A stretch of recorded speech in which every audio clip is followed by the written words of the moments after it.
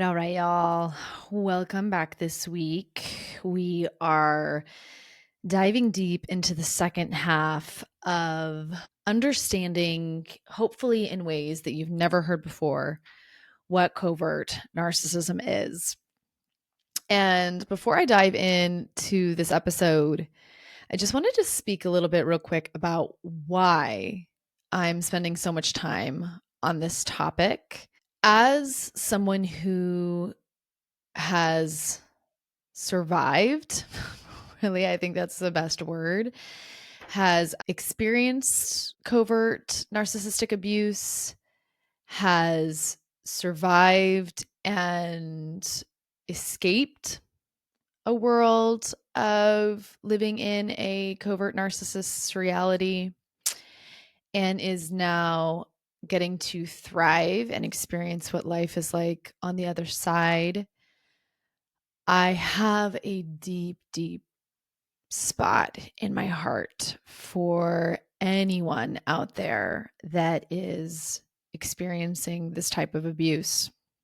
And diving back into all of this, y'all, has definitely brought up these rooms for me. And I've been feeling once again just how painful it is in these rooms, these rooms that were created by individuals outside of me that needed me to be something I wasn't so that they could exist in their worlds.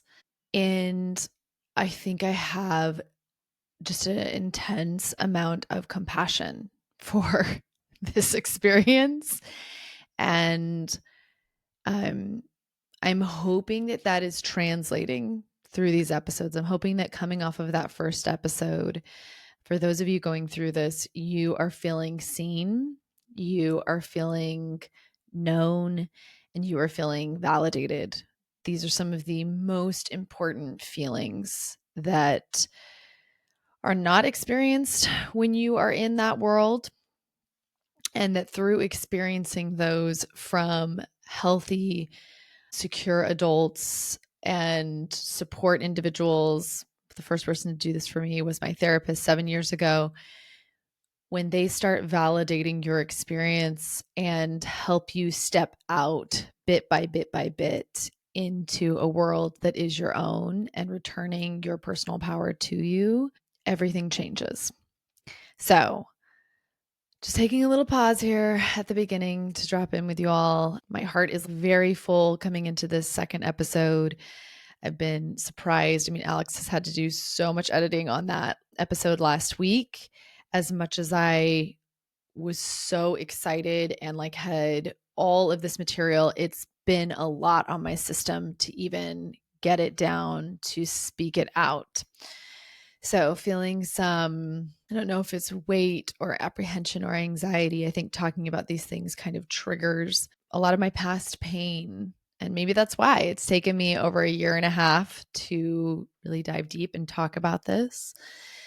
So really acknowledging that at the beginning of this episode, maybe holding myself, holding you all really gently as we dive back into the rest of these attributes and techniques. I'm going to be covering the second half, the 7 remaining that I have. And remember, these are just from my list.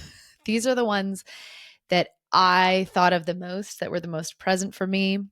After we dive into those 7, I'm going to talk about the cost. I think it's so important to really acknowledge what happens from abuse like this, and to speak about it in terms that really help people going through it to feel, like I said, seen, known, and validated. And then I'll be finishing up with some next steps. I really wanted, most of all, coming off of both of these episodes, to provide you with things you can be doing now.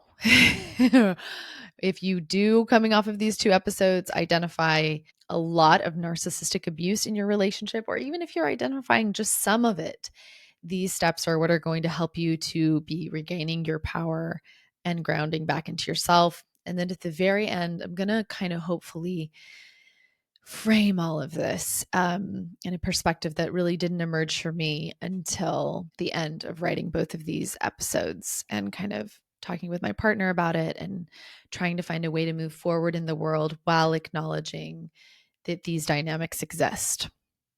So, with that roadmap out ahead of us now, let's go back in to our list and we will be at number 8, which is gaslighting. And I'm actually not going to go terribly deep into this because I feel like there are lots of resources out there specifically talking about gaslighting. This is totally giving me a side note thought where I'm like, a really helpful thing, obviously, is to be able to use ChatGPT for this, to be putting in some of the things you're experiencing and saying, Chat, does this line up with what you know about covert narcissism? That can also be an incredible resource for specific, like in real time, going back and forth with someone that can help you be identifying what may be happening to you. But in thinking about gaslighting, I went and looked at the definition because sometimes I feel like that word gets thrown around and we're not really sure what it is. And the definition I landed on that I like the most is that gaslighting is a form of psychological abuse where a person causes someone to question their sanity, their memories, or their perceptions of reality. And that part right there, your perception of reality, is what I feel like is such the key when we are talking about covert narcissism. When I discuss, that you are living in their reality, this is what I'm talking about with gaslighting being a technique that is used where you have one way of viewing things, okay? Or you see something that has happened in the relationship. And when you bring it to the narcissistic individual, they will go so far at times to tell you that that thing did not happen, that that is not what they meant, or that is not what they said. Over time, you start to feel like you are forgetting things. I think a real side effect of narcissistic abuse that I know I had, I still definitely suffer from, but I know it was very, very prevalent in my childhood, is memory loss. Just feeling like I couldn't keep track of things. And I think that is a lot related to the up and down whiplash, dysregulation, disassociation that your brain is having to do. So you're dealing with all of that. And then on top of it, you can have this technique happening of gaslighting where they are actually psychologically causing you to question your memories, to question if things have actually happened that did. And an aspect of this too, another layer of the gaslighting, I would say, is they often make it seem like you are out to get them, or somehow you're always wanting to misinterpret them negatively or think badly about them. So, once again, I feel like it stems from that deep insecurity that the narcissistic individual has, wanting to preserve their external image, how they are viewed, and preserving that at the cost of perhaps turning you against your own perception of reality. Now, the biggest way I saw this for myself was feeling an almost compulsive need. I remember this was at a point where I was in therapy and I had this just deep need to record the conversations that were happening in my marriage because I could not keep them straight, and I would like send them to my therapist to be like, can you please listen to this? Can you please tell me what's happening here? Because I cannot keep the conversation straight. I'm getting completely turned around and feeling very crazy in the process. And I know I had one of my one-on-one clients at one point do the same thing. She ended up recording a conversation with her husband. She sent it over to me. And sure enough, in the conversation, as I was listening to it, you could hear the tone of voice, the restructuring of reality happening ongoing in the conversation. It is one of the most tricky, confusing, deeply infuriating and invalidating experiences to be gaslit by someone. And I just want to say, too, one of the things, I'm going to talk about this a little bit later on, but when you have had narcissistic wounding in your childhood, as I was saying, on that spectrum, if you're not someone that could be diagnosed fully narcissistic personality disorder, you may still exhibit, though, traits from that wounding.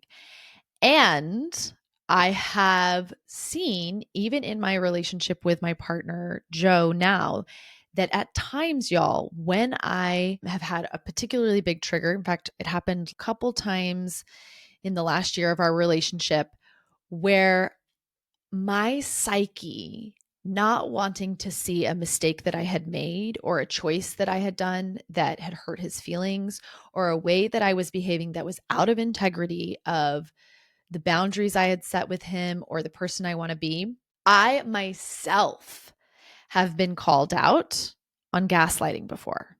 Let that just land and kind of shock some of you all. And I'm going to discuss why this piece is so important to understand, because later on, so many of my women in my community talk about this when they have narcissistic partners, the lines getting blurred and the confusion of wait, am I the narcissist? Are they the narcissist? Who is the narcissist here? So in dynamics like that, and in my own marriage, I noticed we would often trade, showing up in ways that were either stemming from that codependent side of the coin or the more narcissistic side of the coin. So in my marriage, I actually experienced way more of the codependent side, and my ex-husband tended more towards the covert narcissistic side of the coin. Post all of that, though, I have noticed at times myself, as I said, showing up in ways when I am very deeply triggered, mentally creating up whole stories and perceptions of reality that, thank God, I have an incredible partner and we have enough of a foundation, and I am not a full-blown, not even close to being a person that has the disorder. But that wounding shows up, and we have at times, he's had to call me out on hey, you are creating up an entire story that does not match your actions or your behaviors. What is going on here? And thankfully, this is how I know I'm not a narcissist. When he calls me out on it, I can self-reflect. And when I have, and I've dropped down into my body, realized I'm triggered, tracked back through the flashbacks, I've been able to identify and be oh my goodness, yes, I was, and I'm sorry. So just know this is one of the hardest parts for me to try and describe and explain as I'm doing these 2 episodes is the very multi-layered, individual process of all of these different pieces and these techniques and these attributes for all of you. And that sometimes when we have come from narcissistic wounding ourselves, we can end up even using these techniques ourselves. And that does not mean, if I think back to my marriage, getting stuck in that rut of oh my God, am I the narcissist? That did not help me long term. And if you are the one asking, am I the narcissist? That is the best indicator that you are not. Okay? Biggest indicator is if you are worried about being the narcissist, you are probably not. You are probably more on the codependent end of the spectrum. You are the opposite side of that coin. And yes, there are codependent behaviors, like I said, episode for another time on codependency, that need to be cleaned up, that need to be worked through. Codependency is very different than narcissism. Codependency does not involve trying to manipulate and change somebody's perception of their own reality. And that is why, in so many ways, I'm diving deep around this covert narcissism, because when you fuck with another person's perceptions of reality, and you will unconsciously stop at nothing to preserve your version of the story and convince them, that is a really intense level of abuse. So know that we've got stuff going on both sides. Know that sometimes you may even show up in gaslighting. I'm not that worried about it, though, if you are the one that is in the more codependent realm, but also be aware of this piece. Okay, so the ninth technique that I have in my list is something I lovingly refer to as the crazy room.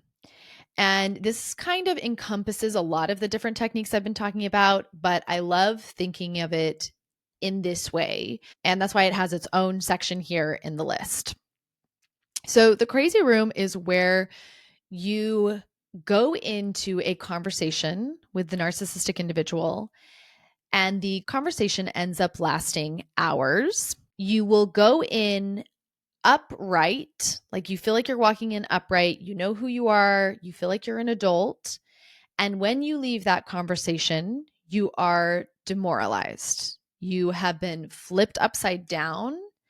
And from a CPTSD perspective, you are entirely flashbacked and flooded into the feelings that you had in childhood. This would be like the hopelessness, the helplessness. Ooh, even as I'm talking about this, I'm kind of like feeling that activation in my body of just how incredibly painful the crazy room is back when I had individuals with narcissistic behavior in my life. It is one of the most like difficult sensations to walk in as an adult and crawl out feeling like you don't exist. Like your sense of self, your sense of being able to trust yourself, to be able to trust reality is gone. And I want to emphasize that no matter how many techniques you learn or how grounded you get outside of this crazy room, once you walk in it, they have got you. Okay. And this is really important because I have watched myself and a lot of the women I coached be really hard on themselves once you learn about narcissism, thinking that you should be able to go into the crazy room and hold your own, that you should be able to step into that boxing ring and still walk out of it okay. I experienced this a lot with my mother once I learned about narcissism, and specifically, and so this is where we get into the piece of the crazy room aspect is at its most intense with those individuals that could be diagnosed fully with the disorder. So, for example, my mother is one of those people. For sure would have been someone that could have been diagnosed NPD. Once I learned about narcissism, and as I was starting to set boundaries with her, I formed this idea that I should, because I knew about what was happening, because I was learning how to be adult, like I should be able to now be having conversations with her and not walk out of them feeling like a little kid and feeling completely demoralized by it. And what I learned through enough experiences with her towards the end of her life was that was just not going to happen. She was just too good. And I was no longer going to be so rough on my inner child parts and telling them that they should be able to do something that ultimately was just, it was not going to happen. And instead, the correct response and what was the most supportive for me was to limit contact with her. Now, y'all, that was like 3-4 years ago. Okay. I want to share with y'all that this instance, this experience of going into a crazy room with someone that is heavily covert narcissistic literally happened to me this past week. And actually, by now, by the time this episode drops, it'll be about 2 weeks ago. So before I recorded both of these episodes on covert narcissism, this was another reason why I really wanted to dive into this. I had a conversation with a woman that I thought was a friend. And it was a conversation that I was having with her to try and kind of set better boundaries. I was noticing a lot of behavior, a lot of dysregulation in myself. I couldn't put my finger on why it was. And I was just kind of wanting to go into that conversation to ask for more space. And after that conversation, y'all, I went into that conversation upright and I walked out. And for the rest of the day, I felt shook. I felt off. Like I just was like, oh, what is that? And I just felt really gross and heavy, like, And why I'm like sharing this is because here I am, y'all. I know a lot about narcissism. I can coach other people about it. And yet, I, in my own life, can end up having someone with covert narcissism show up, come into my life. I've known this woman for about 6 months now, not see it, y'all, start a friendship with them, really let them in. And only this past, couple weeks, all of a sudden realize in this conversation, holy shit, this is what's happening. And it was when I came off this conversation, I went and talked to my partner and I was reflecting. And as I was sharing with him the different components of the conversation, I was like, oh my God, here it is. Like there was the monologuing extensively about all the things she thinks that I need to do. There was a obvious like savior complex coming from her of her doing me a favor and helping me. She was using a lot of the knowledge of my trauma and my vulnerabilities that I had shared with her through the friendship that we were building to pathologize me. The other big feeling was like I went into the conversation in mutuality. I'd actually just been setting a boundary earlier that week with a different friend, and that conversation had felt so good. I was like, okay, I can do this. Go into this conversation, totally different experience. Like really early on in the conversation, she's all of a sudden bringing up things that I had mentioned that I struggle with that we talked about months and months ago. That is that whole holding on to your weaknesses and then pulling them out at moments to use them to build their case, not really to help you, but to build this case that she had around, I'm here to help you. I know what you need. There was a lot of her treating me like a little kid and her as the authority figure. I experienced a ton of massive whiplash emotionally. Like 1 minute, she's saying all of these things about how great I am and how she doesn't need anything from me. And 5 minutes later, which I can now identify in the conversation, she was triggered by me kind of stepping back into a place of mutuality and being like, no, I don't really agree with that. Here's what I'm feeling instead. Boom. It was like she was telling me how I can't show up, telling me what's wrong with me. At one point, I got so triggered in the conversation that I was like crying and asked to get off the call, and she refused to let me leave the conversation. I'm like in shock a little bit as I'm sharing this all with y'all, as I'm sure you guys are, at how much you can know all of this and still be vulnerable to individuals like this. And it was rough, y'all. I ultimately left that conversation feeling bulldozed. I mean, the last like 25 minutes of it were like my conversations with my mom had been in the past, where I'm just sitting there and she's just monologuing me and I'm just saying, yes, thank you. That makes sense. Great. And to come out of that feeling so unsettled, so bulldozed, so used, and deeply flashbacked was a big, like, whoa, because since my mother's passing, and honestly, as my ex-husband has done more of his personal work, I have had less and less of these conversations in my life. Thank God, y'all. I swear I cannot handle people that drag me into the crazy room. It's just not a thing I do anymore. So experiencing it was really disorienting, and I'd kind of forgotten to be on the lookout for these kinds of dynamics. And at the same time, as I'm talking to my partner Joe, and then a little bit later that day when I still couldn't get it out of my system, I called my best friend Quinn, as you all know from the podcast. And she was so compassionate because Quinn has also experienced covert narcissistic abuse. She was so compassionate with me about B, once you are in that room, they have got you.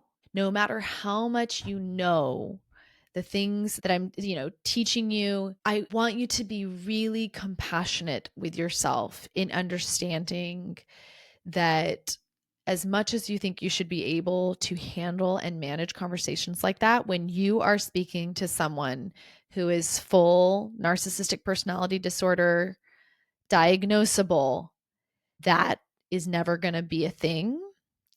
And where in the past I used to hold myself to that standard and think that I should be able to hold my own there, now I say, fuck that. Those people don't deserve space in my life. It takes too much energy to have people like this around. And honestly, that's, another just huge piece of that crazy room. And what we discussed in the last episode is I know this woman genuinely thinks she was helping me. She would be shocked to know how damaging that conversation. And I take that back. I don't know if she'd be shocked or not.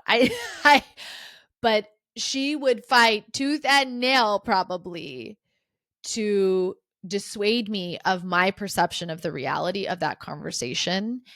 And I know, since getting out of these relationships with individuals like that, that is not a me thing, because I have plenty of people in my life now that I can have conversations that feel good in, that I get to walk in upright as an adult. I get to be seen in all of my messiness, in my mistakes, in my strengths, all of it, and leave as an adult because there is mutuality there. Big word for you all to remember is the crazy room.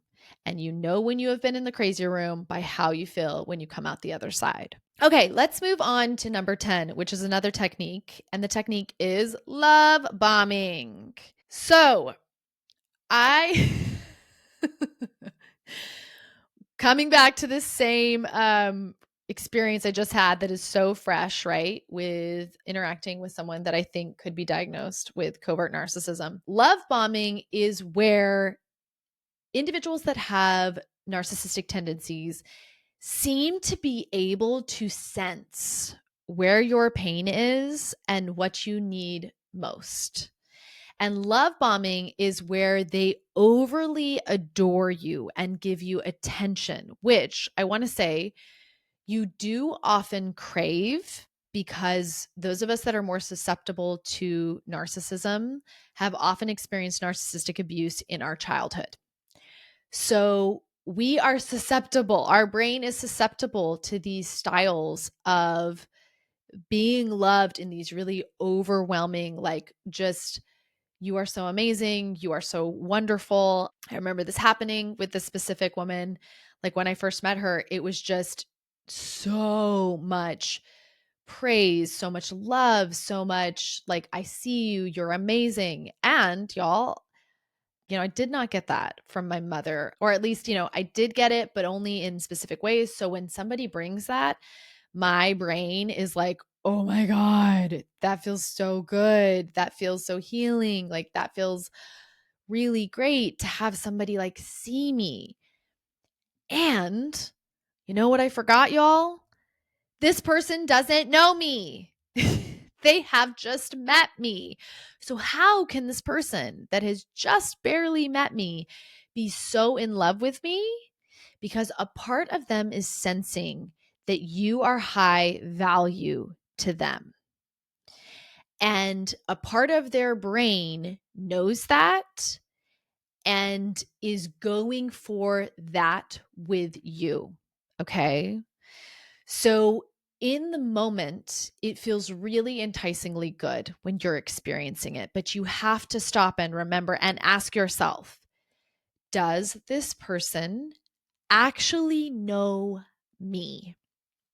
And I want to offer, this is what makes getting married to a individual with narcissistic abuse traits, tendencies, full-blown disorder so difficult to catch when you are young, especially as a woman, because a lot of us as women, we don't know who we are. We have been raised in a culture and a world that has taught us to be whatever anybody else wants us to be.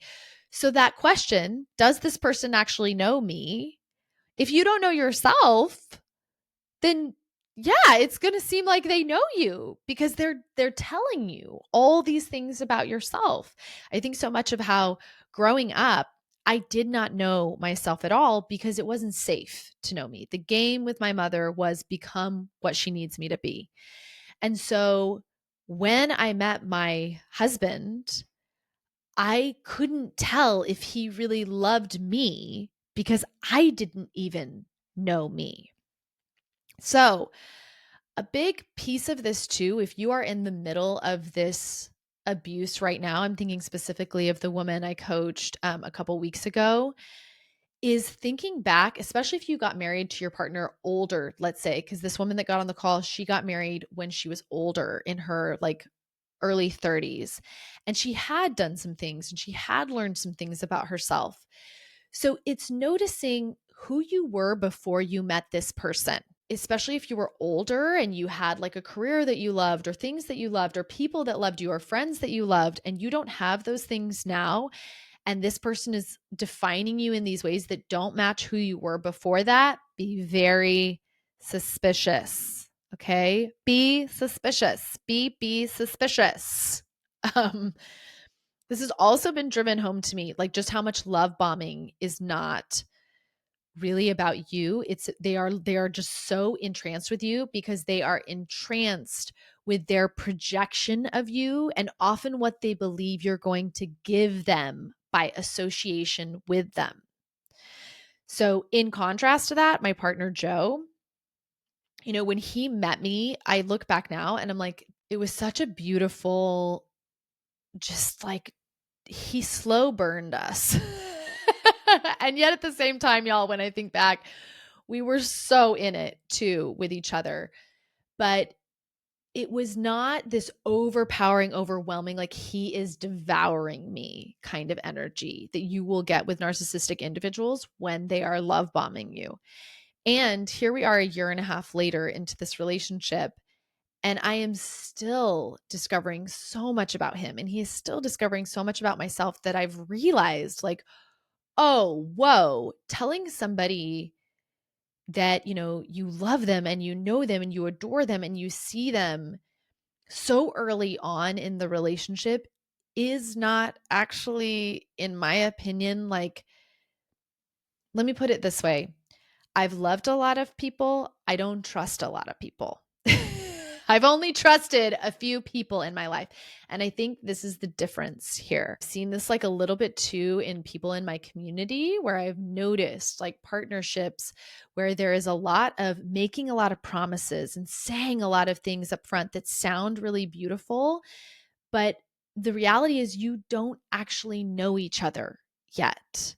So be aware of this. Notice partners that come in really hot, really heavy, and ultimately where that lands you long term, if you are in a marriage with someone like this, is you years down the road feeling like this person does not actually know me. They don't actually know what I like. They don't actually know who I am. There is a level of like deep friendship that is missing in the relationship.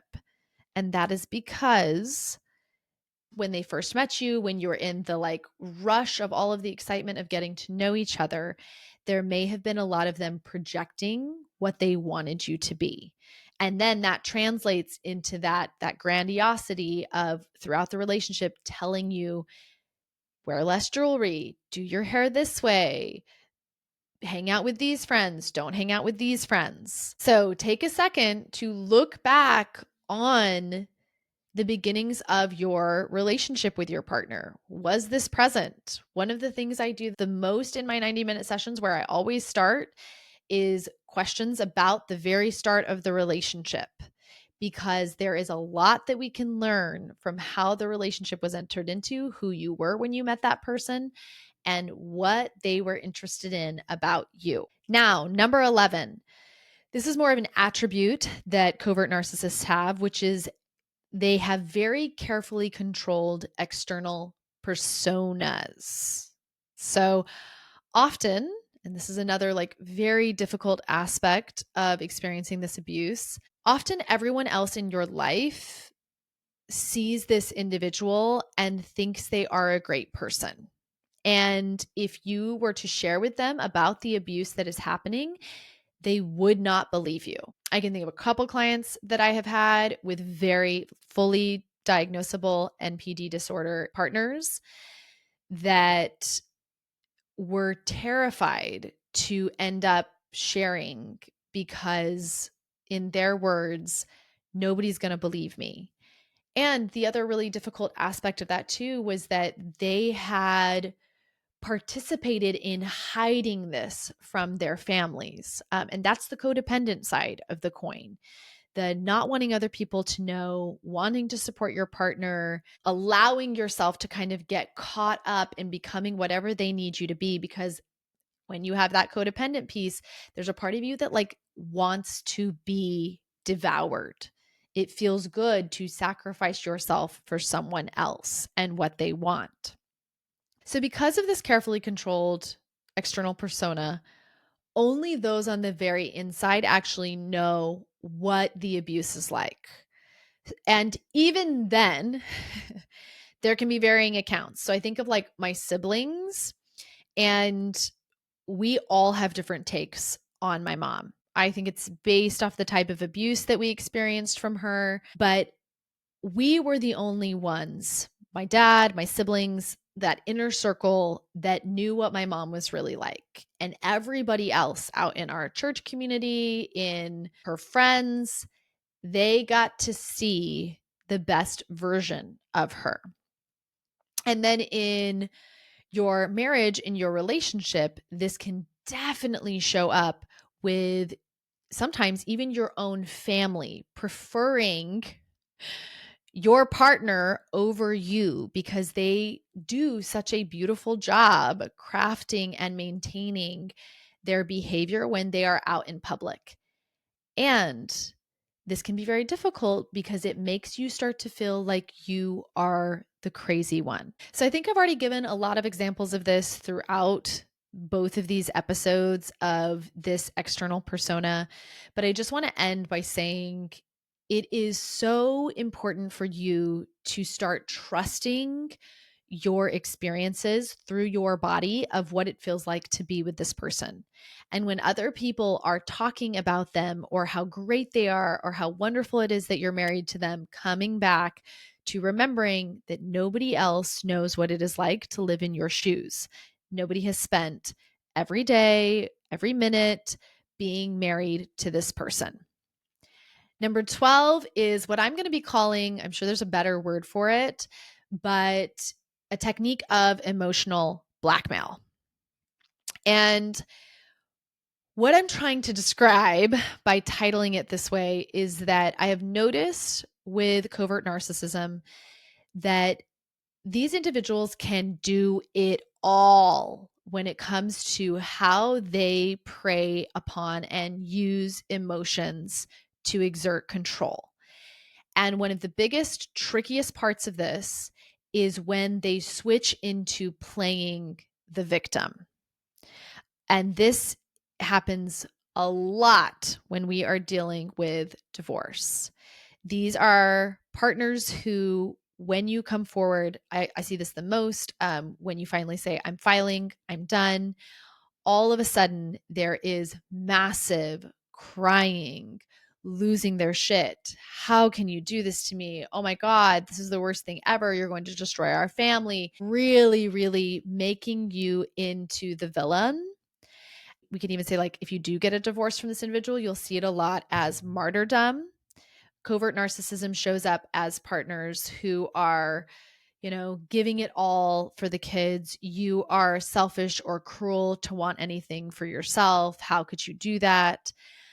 When this is happening, I want you to notice that the way the technique is working, notice they are not expressing real emotions, like processing and expressing what I would consider real emotions, as much as they are using emotion to try to regain control. And that's why I call it emotional blackmail, because they are using high intensity reactions. I remember this so much in my mother.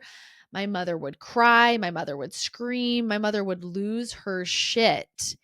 And the ferocity, the bigness of that was so overwhelming that it would cow down whoever was trying to push against her or want something different. Because when you see someone crying, in fact, I have a woman right now that I'm thinking of where her husband is just relentless around this, just emotionally blackmailing her left and right. And when you genuinely care about this person, don't want them to be sad, I mean, the way I see this the most is women who are like, I just want, like, I don't want him to have a horrible life. I want him to go on. I want him to be happy. I want him to find somebody else. That is really hard to, your brain has a tendency to slip down into getting so caught up in their pain, and it can paralyze you and it can keep pulling you under and down into really getting caught up in their feelings and emotions. And I just want to say, one of the biggest things that you want to be doing with this is coming back into your own body and your own perceptions of reality, and understanding the individuals that do this the most are people that I would consider diagnosable. And as I'll talk about later, people that can be fully diagnosed with this do not change. Ergo, as much as they are crying and begging and telling you to stay, a part of you knows that if you go back, it's not changing. So, as hard as it is to watch them throw everything they've got in their playbook at you, you have to ground back in to what you know about the narcissism. And if you're seeing this high of levels, going back and letting them convince you is not going to fix this long term. You will be right back where you are, 6 months, a year from now. Okay, 13th technique that they use is weaponizing you against yourself and isolating you from outside support. I cannot tell you the amount of women that I have talked to on calls that tell me of husbands who are controlling, who want them to not go out with their friends, who get jealous when they talk to other women. They need to control at all costs. And because of that, they are very against any others who can help you feel good about yourself, define yourself differently. And they will often go to very large extents to isolate you from those friends. I remember watching this with my mom and my ex-husband for sure, where there was like this competitive energy between the two of them of like who was going to be the voice that I listened to. And I remember feeling really frustrated, especially towards the end, as I was going to therapy and I was regaining my voice, of feeling like, no, I get to be in charge of me. I get to have the say about who I am and what I want. I remember my mom even going so far, y'all, this is how far they will go, like thinking that it's other people that are controlling you, because surely you would want to be close to them. So before I got divorced, I had really distanced myself from my mother, and that was helping my mental health immensely. Just not being in the crazy room with her, not having contact with her, because anytime I would, the abuse was just too much for my system. And unbeknownst to me, she had created this story that she was perpetuating over there in my family, that she was confused at first about why this was happening. And when I came to her and told her that I was getting divorced, when I actually ended up sharing it with my parents, she immediately latched on to her new version of reality, which was, oh my God, it makes so much sense. It was her husband. Her husband was the one that was turning her against me. And now that her husband is gone, we will reconnect. And I remember having to say at one point to my parents, because I did have some closeness with them post my divorce, that ultimately long term was just not tenable and got convoluted with my mother's cancer and all of those aspects. But I remember having to say to her, like, no, mom, the reason you and I didn't have a relationship and our relationship is still strained is you. It's you and me. It was not my husband turning me against you. So I want you to be aware of these dynamics. If you see your partner feeling competitive with your best friend, feeling competitive with your parents, feeling competitive with other people who seem to love and support you, people that seem to be able to be in mutuality with you, we've got narcissistic abuse happening. Okay. I've also seen this there was an example I had of a client where her husband, like, actually said things to her friends when she was not present that then ended those friendships. And she would try to, like, reach out to those friends and they wouldn't even talk to her because of whatever her husband had said. And then on top of that, he would make it seem like the reason she didn't have friends is because she's not a good person.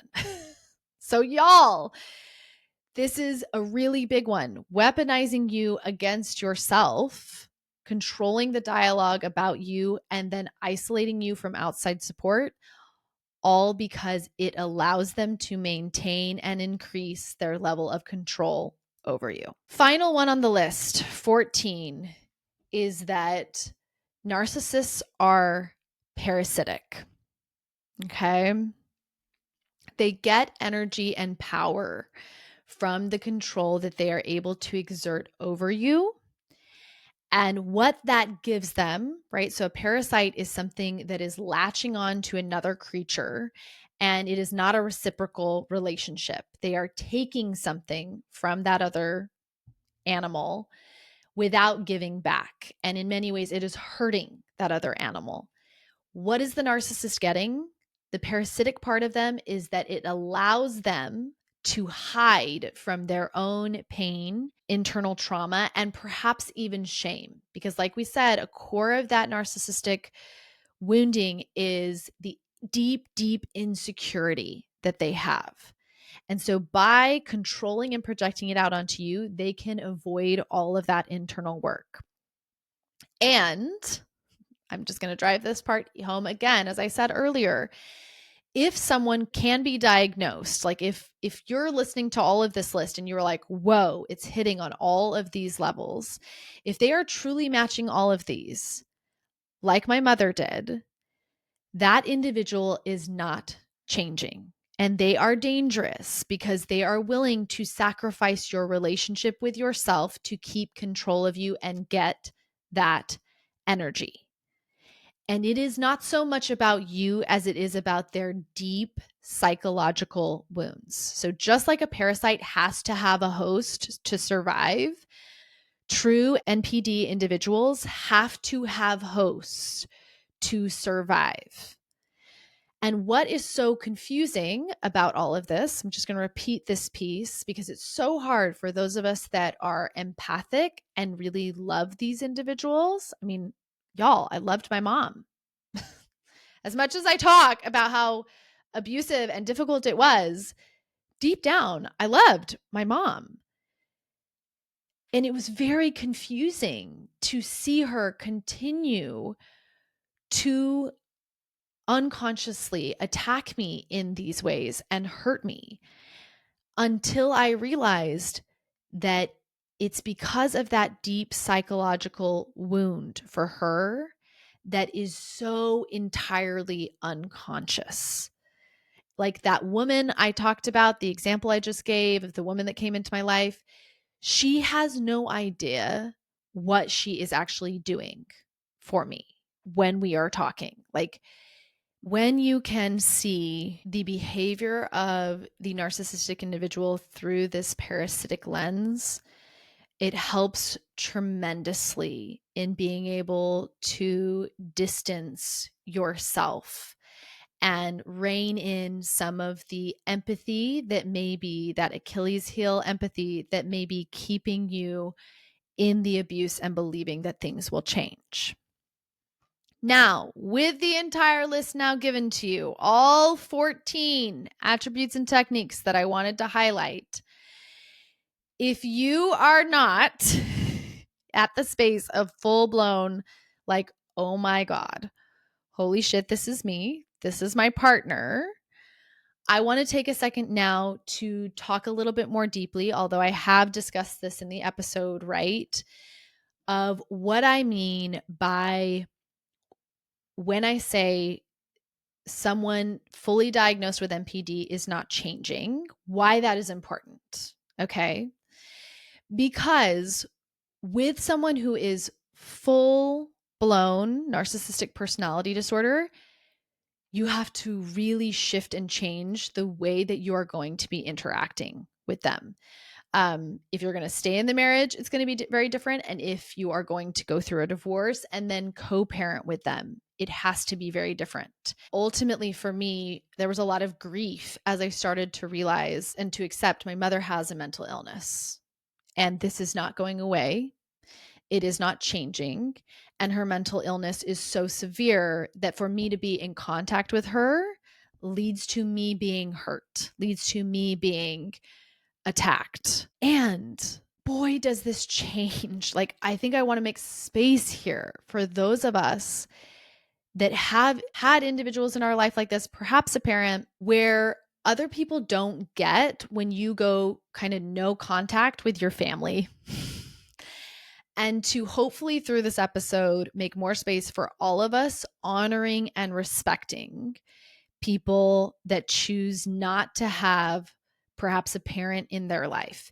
Because I now believe if that individual is detrimental to your health, you do not need to be in conversation with them. As much as I was programmed by Mormonism, told, family is family, you have to stay close to them, they're your blood, I now choose for myself to invest my time in my chosen family. I choose to be around individuals that do not have narcissistic abuse tendencies and traits that they are taking out on me. And that can be really difficult, y'all, because if this is in your family of origin, then your siblings also suffered it. And often there will be narcissistic abuse happening in your family of origin with your siblings. So please make space for yourself around honoring when you need to not have contact with family members. And if in the case of divorcing someone who could be diagnosed NPD, they are not going to be changing, you have to start grieving and making peace with the reality that this is not going to be a Glennon Doyle divorce. Okay. I can't tell you how much in reading Untamed, I kept hoping and wanting to have, what Abby Wambach and Glennon Doyle have with Glennon's ex-husband, right? Like shared Thanksgivings. We're all together. It's this amazing family. We're creating this new world. That is not the case if you have an individual like this that you are getting divorced from. And for me, and actually my ex-husband, even though I've told you guys he would not be fully diagnosed, I still needed so much space coming off of the divorce that I looking back did not understand and could have benefited from even more space, even more boundaries, more protective boundaries. I remember my therapist telling me to have them, and I was like, no, I'm going to do it my way. So that definitely prolonged some of the working through all of that, but it is a different technique, and you have to conscientiously really protect yourself and your energy going forward, and having very clear boundaries around how you communicate, and really, investing in getting an attorney that is going to protect your ability to advocate for yourself, get what you need, and get a custody arrangement that is legally locked tight, because it is a lot dealing with someone post-divorce. Now, that is not a case for staying married, but it just means the strategy is different. And I've watched some of my clients that are going through divorce right now, where we did identify they do have partners that are not changing, heavily narcissistic personality disorder individuals. That process is different. And there's so much that can be gained when you see the big picture of all of these techniques, attributes, and you know, okay, this is kind of where my partner falls. Now, right, along that spectrum, there are a lot of you, though, that are more in the space of like, my partner has definitely experienced narcissistic wounding in childhood. They are exhibiting traits of covert narcissistic personality disorder. Like I said, this is more what I experienced in my marriage. And for those of you there, okay, please do not take me discussing this level down here at the end of the spectrum and discount your experiences, because y'all, it was still horrifically painful and confusing. Okay. Experiencing that in my marriage, not to the level that I experienced it with my mom, because my mom was full blown, but still it was so incredibly difficult, very, very painful, because of those levels of messing with perceptions of reality and messing with your trust in yourself and believing that they know you better than you know yourself. In my instance, because my ex-husband, I would not consider him being somebody who could be fully diagnosed. He's made a lot of changes post our divorce, which is why me saying, like, just because your partner is going to maybe be tough post-divorce, that does not mean it is not worth it to really seriously consider divorce when you are in dynamics of narcissistic abuse, because the changes he has made have been hugely beneficial for our boys. And y'all, in me getting out of that abuse, I have done an immense amount of work and continue to around my own narcissistic wounding from my childhood, my opposite side of the coin, my levels of codependency and self-abandonment and people-pleasing at the expense of myself. So regardless, though, of whether your partner could be fully diagnosed or they're just exhibiting traits along the spectrum, please remember and take away from this episode that even just having a few of these techniques is damaging, and it is real. Okay. What matters is not so much, oh, they are doing all of these things and they could be diagnosed as a fully covert narcissistic personality disordered individual, but rather coming back into your experience and acknowledging what is the cost in your life and to your mental health with the things that they are doing. And this is where we land. As I said earlier, towards the end of this episode, I want to take you into the cost. Because y'all, damn, I was discussing this with Joe the other night, where I was like, this can make or break your life. Being in close contact with an individual that is narcissistically abusing you regularly, it can be everything. I'm going to try to explain it with words, but the cost is so, so great, because it is this intense psychological, emotional pain that when you live in that reality where the most important person in your life is so psychologically powerful over you and fully intent on you being what they need you to be and not what you actually need most. And on top of that, right, let's like just layer in like everyone else in your life thinks that they're a great person. Let that sink in. That is literally what being trapped in purgatory feels like. Like, imagine a reality where you do not have any freedom deep, deep down. I mean, that is the reality I was raised in with my mother. Looking back, there was no freedom to truly become myself. And when you live in that world, it feels like this deep, utter despair that maybe for a lot of you, you haven't even like been able to acknowledge, because you are living in a world where you cannot beat them in the crazy room. Everything you do to try and get out increases the abuse and the pain. And I just want to drive home again that truly only those who have lived through this themselves get it and understand what this is like. So if other people around you are not getting it, you just haven't, you're just not talking to the people who do.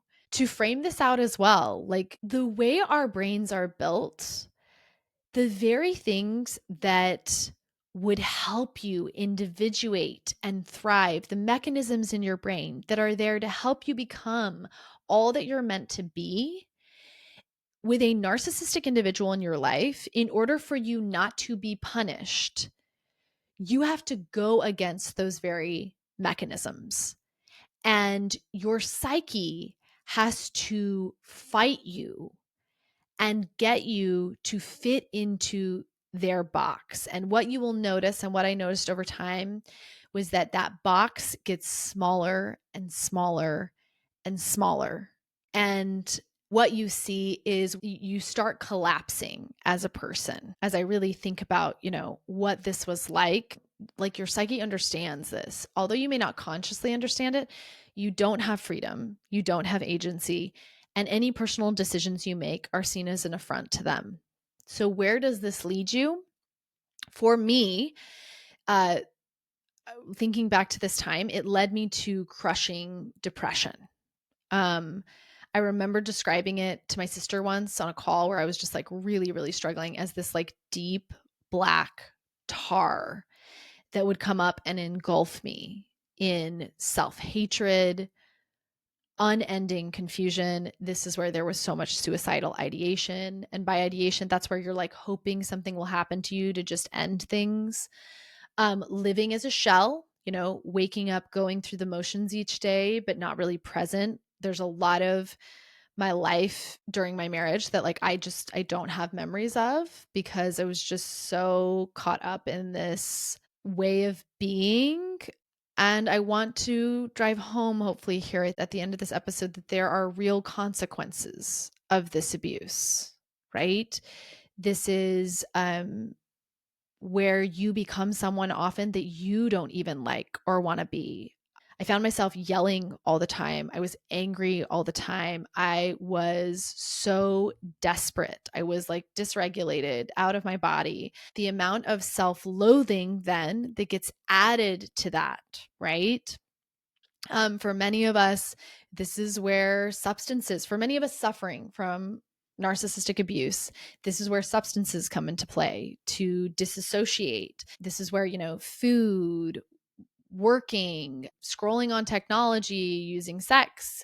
For me, it was perfectionism, just having to really try as hard as I could to be everything to everyone. And why I'm spending so much time here in the cost piece is because this is where the real mind fuck comes in trying to get out of covert narcissistic abuse, is when the abuse has gone on for so long that you are starting to like collapse in on yourself. You then get stuck in this like whirlpool of shame, because you are not showing up as a good version of you. You are yelling at your kids, you are losing your shit, you are like a mess.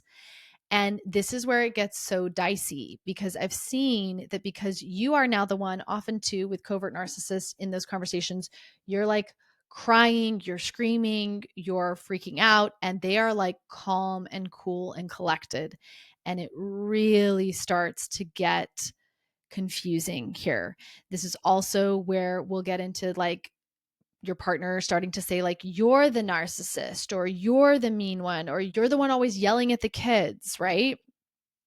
And that's so hard, because deep down you are not showing up like you want to. I mean, I was just talking with a friend this weekend about this, and she's like, yeah, I remember when she was in the thick, she also had a husband who covert narcissist, when she was in the thick of the abuse, she would remember yelling at her kids and then walking into her bedroom and like looking at herself in the mirror and yelling at herself and being like, stop it to herself, because she just had so much shame at how she was showing up. So if this is you, let me hopefully in this episode reach across and take your hand and be like, hey, that was me. That was me, baby. So all of this fear that you are the bad person, that you are the villain, that you are the one destroying everything, I want you to just pause with me. Take a deep breath. And remember, like I said earlier, that the difference is when you are the one asking and worrying, am I the narcissist? You are not. Okay? And the step that got me out of this was me acknowledging and feeling the shame. It was like, fuck, I'm not who I want to be. And I started taking the steps to get help. And that looked like going to therapy. I did not go to therapy, y'all, because I was like, oh, I'm in a narcissistic relationship, or, oh, I'm not myself and I need to be more. Y'all, I went to therapy because I was like, I am a terrible mother. I am mean. I am angry all the time. I am not showing up and my kids are taking the brunt of it. I need help. And I went and got it. And it was 2.5 years of my therapist gently, bit by bit, walking me back into reclaiming my psyche from all of the abuse of my childhood and the confusion and abuse in my marriage that were happening, to realizing, oh my God, that was not me. That was the cost and the effects of having lived with covert narcissistic abuse my entire life. And I was not the narcissist because I could admit the problems. I could self-reflect. I was doing the work to heal.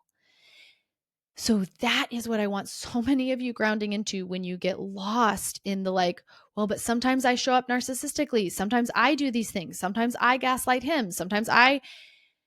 Yes, you probably have narcissistic wounding in your childhood, and at times you show up with those traits. But if you are coming, acknowledging the changes that need to be made, being able to even see and acknowledge your trauma in childhood, you are not the narcissist. And one of the biggest pieces to healing and getting out of this for your children, for yourself, for the future that will actually give something back to the world with your life, right, is realizing the problem is not me. The problem is the abuse. Okay. And that can be so confusing when your partner seems to be able to keep their calm and their cool, which they will in the crazy room. They can often seem very, very like level-headed while you're losing your shit. And at the same time, you are feeling so crazy and not being able to trust yourself and hating on yourself. So this is why it is so important to have that voice outside of you, that person, hopefully this podcast that goes, hey, baby, we might be experiencing a lot of narcissistic abuse here. Okay. The difference always is going to come down to if you are the person that can admit, I am not showing up how I want to, and going and getting help, you are not the narcissist. And remember, as I said earlier, that this can get a little dicey when you have individuals that show narcissistic traits and are going to therapy, and they will then use those words. They will go get help, but it will look like coming back and using that help to pathologize you further. And another piece that I want to include is, okay, so for me, right, in this instance, my ex-husband was not someone that I believe would be fully diagnosed, but y'all, the levels that were still there were significant enough for me that the amount of work, the amount of time that it was going to take for the two of us to work through that together. And in our instance too, I want to make this clear. My ex-husband and I had only known each other for 3 months. when we met and got married. So we did not have, even at the start, a true, what I now know, connection and basis of deep friendship in the ways that I need it. So although you may be with a partner that is not fully diagnosed, but has a lot of those traits, you may still find yourself like, okay, even though he can change, this is not enough. I still don't want to be with this person. I still know and can feel in my body that this is not for me. And I want to massively validate that. I do not want you all coming off of this episode thinking, here's the standard. And if somebody can change, if they're not full blown and they can change, then it means I need to stay and work this through with them. No, that was not the case for me. And I'm so grateful that I did not stay stuck in the, well, if he can change, that means I should stay. And instead, I grounded into what are the ongoing consequences of him behaving in these ways and the effect that it is having on me. And y'all, I know myself well enough to know anybody who will take me into the crazy room is not someone I will ever have in my inner circle again. No matter how much they are working through their shit, no matter how much they are healing, that is not a fit for me. Let's finish up by talking about next steps. This is my list. I'm just going to roll through this for y'all of 10 things that you can do to start moving forward, to start resourcing yourself. It is a journey, y'all. It is a process. I am still, hopefully, as you saw in this episode, I am still healing from covert narcissistic abuse in my life. I probably will be. Who knows?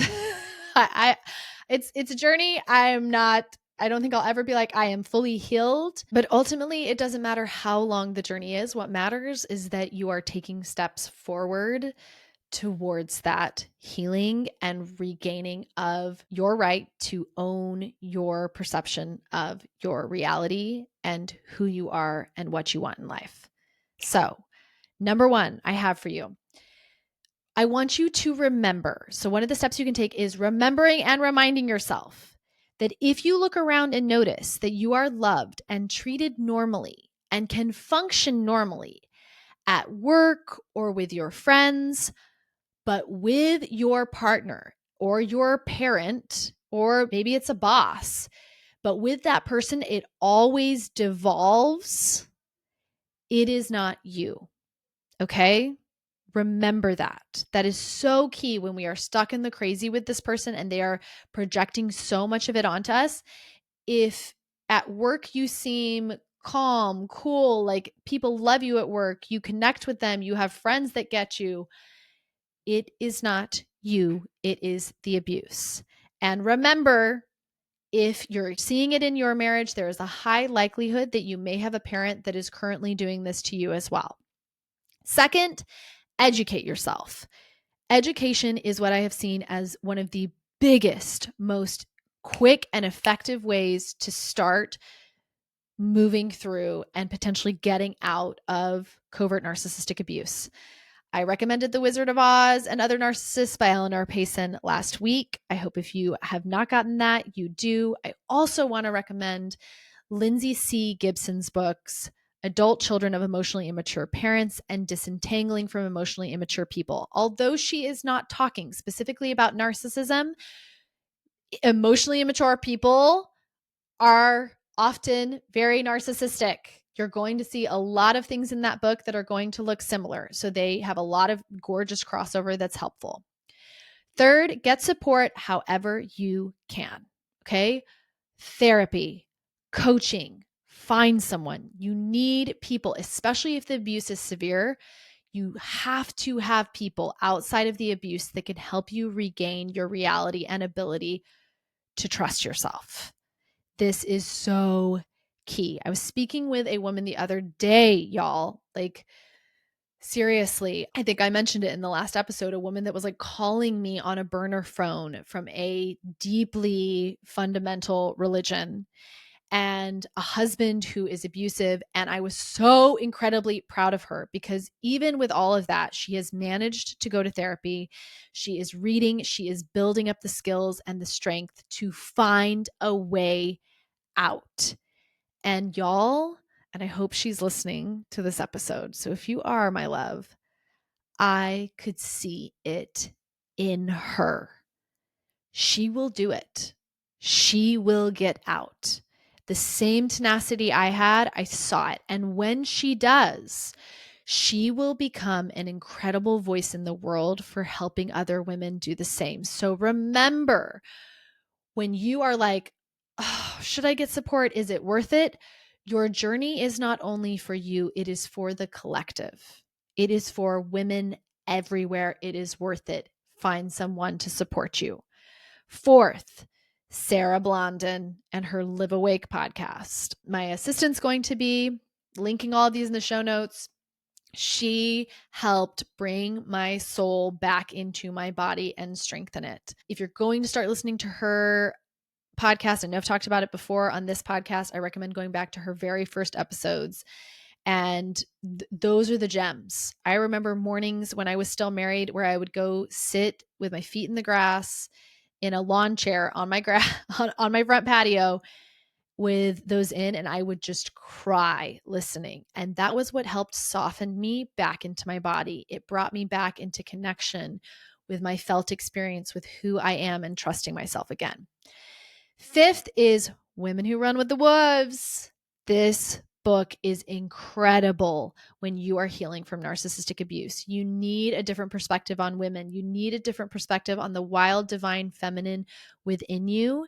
And one of the things I love most about Clarissa Pinkola Estes's work in this book is she provides so many stories that help you see the narcissist through the stories. One of my favorites, the very first one in the book, is Bluebeard. Holy shit. If you have experienced narcissistic abuse, that chapter, that story will just, it will land in your body in ways that will open and help you get out in ways I can't even describe. So I especially love that she does that work through story, which is different for your brain than, say, a podcast or therapy or working with a coach. That's why I have my wolf tattoo, y'all. It is that book. It literally changed my life. Sixth, if you find yourself still doubting, you're like, wait a second, but what about like this? What about this? Like very specific things that you're kind of getting hung up on, get on a 90-minute session with me. All right. Because that is where we can discuss those exact situations in depth. I had a gorgeous review come in from a client that had a 90-minute session with me, and I want to share it with y'all. She said, within 5 minutes of my conversation with Britta, she clocked my husband as an emotionally immature, covert narcissist. This was an earth-shattering discovery for me. And listen to this piece, y'all. I have literally spent over 15 years trying to psychoanalyze, fix, support, and help this man with his never-ending problems in every aspect of his life, completely abandoning myself, my own needs and wants in the process. And yet, it never would have occurred to me that he could be a narcissist. I read The Wizard of Oz and Other Narcissists based on Britta's suggestion, and just wow. Mind blown emoji in the review popping in here. I finally have the framework to describe what the fuck is happening with him. And it's making it so much easier for me to work through the process of disentangling myself from my codependent caretaker role. Mic drop, y'all. I got you in these 90s. Seventh, community. I cannot tell you how much seeing other women going through the same things helps you realize you are not crazy. I'm watching it unfolding in the community right now. It is so massive. One of the most painful things about narcissistic abuse is that it isolates you, right? It cuts you off. You end up in a echo chamber where all you can hear is the narcissist's thoughts about yourself and your own self-loathing and self-hatred. Community breaks through that. It shatters that. It shows you, oh my God, other people are experiencing that. You get to see those women, and you see those women and you're like, whoa, she's amazing. She's incredible. And through that reflecting and mirroring, you realize, whoa, there is something more here. This is not just me. And you're able to identify the abuse. Also, I've just noticed how much having women meet you where you are at is so incredibly healing and supportive. Also, having women that are ahead of you, women behind you that you can help, it's a whole process. So, if you've been considering the community, if you are dealing with narcissistic abuse, we have a whole breakout room for those that are wanting to discuss narcissism. This is something we are well versed in the community and learning and healing through together. Eighth, start doing something that calls to you. So, y'all, way back in the beginning of my journey, I wouldn't say I was even considering divorce. It's when I was going to therapy and I was really realizing the abuse with my mother. I started trying things that called to me. For my friend this weekend, for her, it was yoga and it was ecstatic dance. Those were her lifelines that pulled her back in to her life, into her body. For me, this was going to a pottery class. I even considered at one point going back to school. I looked into careers. I thought about becoming a physical therapist. I went and attended a information session at like the women's college down in Dallas about becoming a physical therapist. I went so far as volunteering at a physical therapist's office like once a week so that I could get volunteer hours. I took a calculus class at the local community college. Like all of that, every bit of that helped connect me back to my source and my spark. It reignited that in me. It became lifelines back to myself. And although I'm not going to encourage you to go have an affair, right? That is not, you guys know, I'm like, affairs open a whole other fucking can of worms.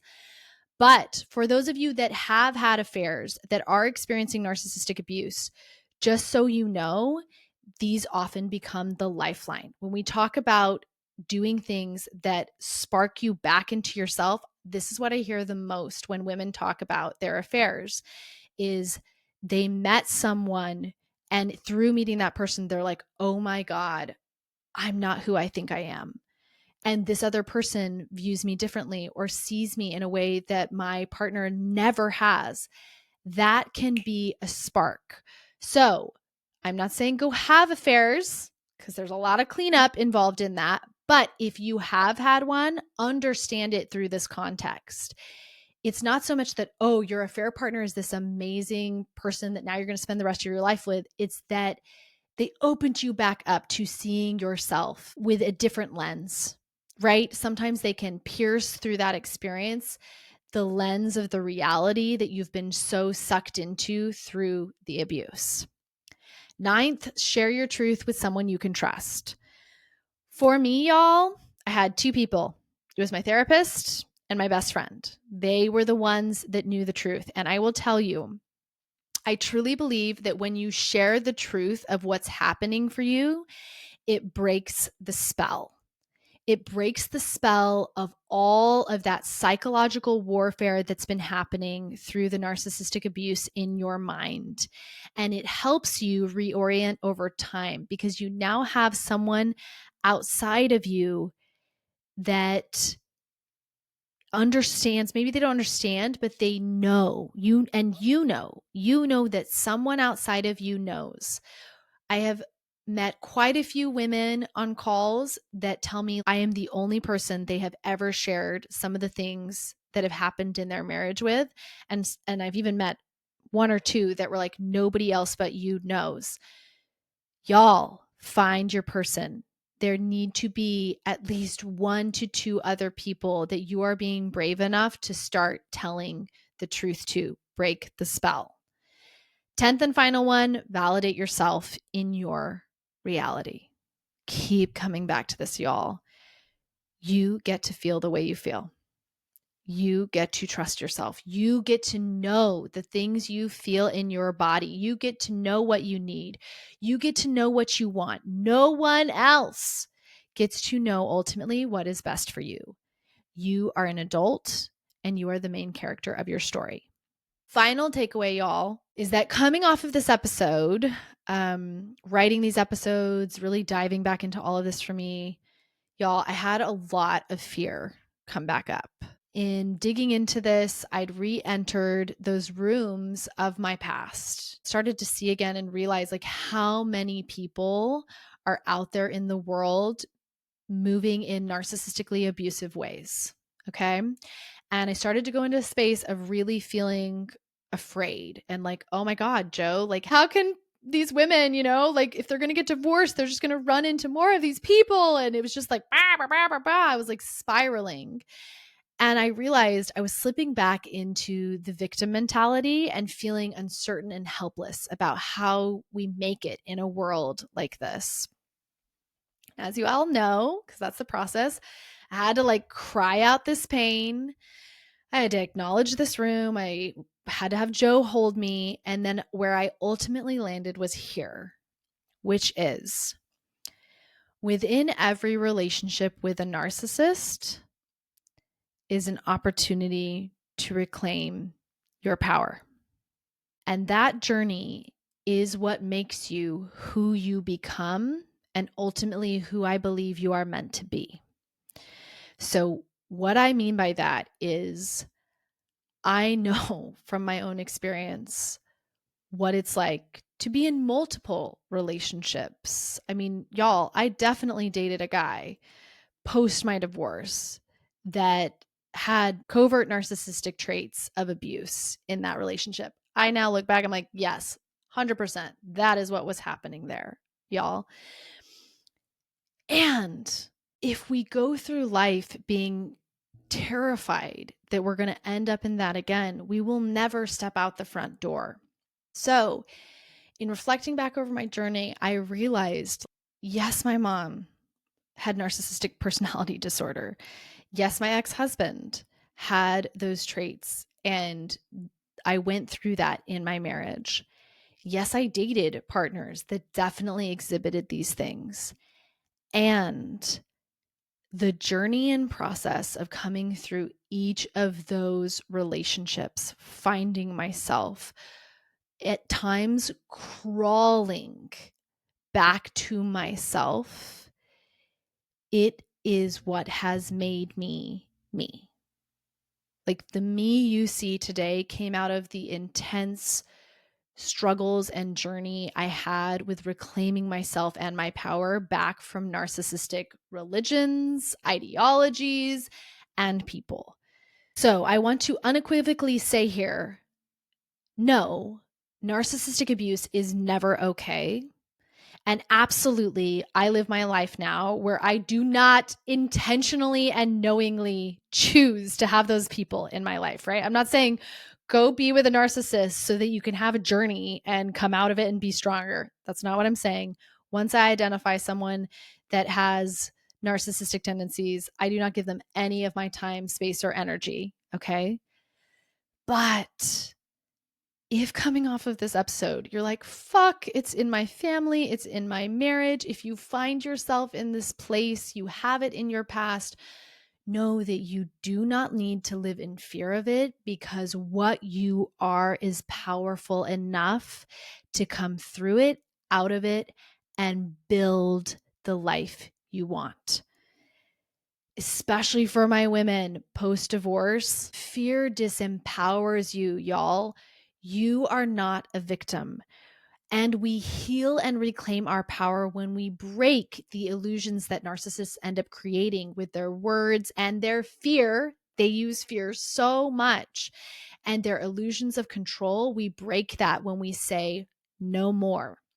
And we get support and we take the next steps. And on the other side of exiting narcissistic relationships is where you begin to find your chosen family, your soul partners, and people who I promise will meet you in true mutuality. It is a process and a journey, yes. And I just want to reassure all of you, it is worth every bit of the heart it takes.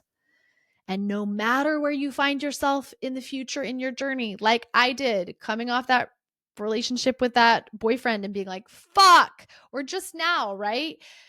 Realizing this friendship I'd been building with this woman, I'm like, fuck, there it is again. You can develop a level of trust in yourself over enough time where even if you do end up in these relationships, you do not stay. And that is the key. That is the takeaway. We do not live our lives in fear of narcissists, okay? Because fear disempowers us. We live our lives with deep trust in ourselves. I hope both of these episodes, part 1 and part 2, have shined so much light for all of y'all on the deep, dark, really confusing labyrinth of what covert narcissistic abuse looks like and the costs of it. And with that, I really want to emphasize again that if you know someone that you think is experiencing this, please send and share this episode with them. These episodes are just a really, really big gift that took a lot for me to create. It took over 1.5 years of building my voice on this podcast, all of the years before that, the therapy, the working through it in my own relationships, to be able to feel ready to really articulate and dig into all of that. And even then, I'm still like, as I was doing it for y'all, I was like, oh my God, this is, but I land here in the space of being deeply proud of it. And when you share that with someone else, when you send that along to a friend or a sibling that you think is in the thick of this, you give them a lifeline. You show them, I'm a safe person. I'm someone you can trust, to not dismiss this, to not say, well, they just seem like such a great person. I don't know what you're talking about. And, I am still regularly shocked at the amount of women like that client that mentioned, 15 years of trying to help her husband. I'm still shocked at how many women are experiencing narcissistic abuse that has not been identified or talked about by literally anyone in their life, including therapists that will miss it. So my hope is that this episode will really spread far and wide and find women, men like me that are desperate to understand the excruciating pain and confusion they are living in daily, that are internalizing it, that are hating themselves. And hopefully it will call out to them and say, this is not you. And there is a way out. And there are many other people finding their way out. Also, if this episode resonated with you, please go leave a review on Apple Podcasts or even on our YouTube page through the comments. Remember to like and subscribe and follow all the things. We're on Instagram, YouTube, here on Apple, and over on Spotify. Remember, every time you do that, it helps other women find me and this work. Thank y'all for hanging in there with me on these ones. Just a quick shout out to, this is so like at the end, I was not planning on saying this, but I got an email from an amazing woman a couple weeks ago who mentioned to me, she was like, I know you said you want to do shorter episodes, but please don't, because I love when you go deep. So just a quick shout out to you, my love. Thank you for telling me that, because that also helped make these episodes possible, because I knew they were going to be a deep dive. I knew they were going to be long. So to all of you listening, I'm sending my love. I will see you all next week.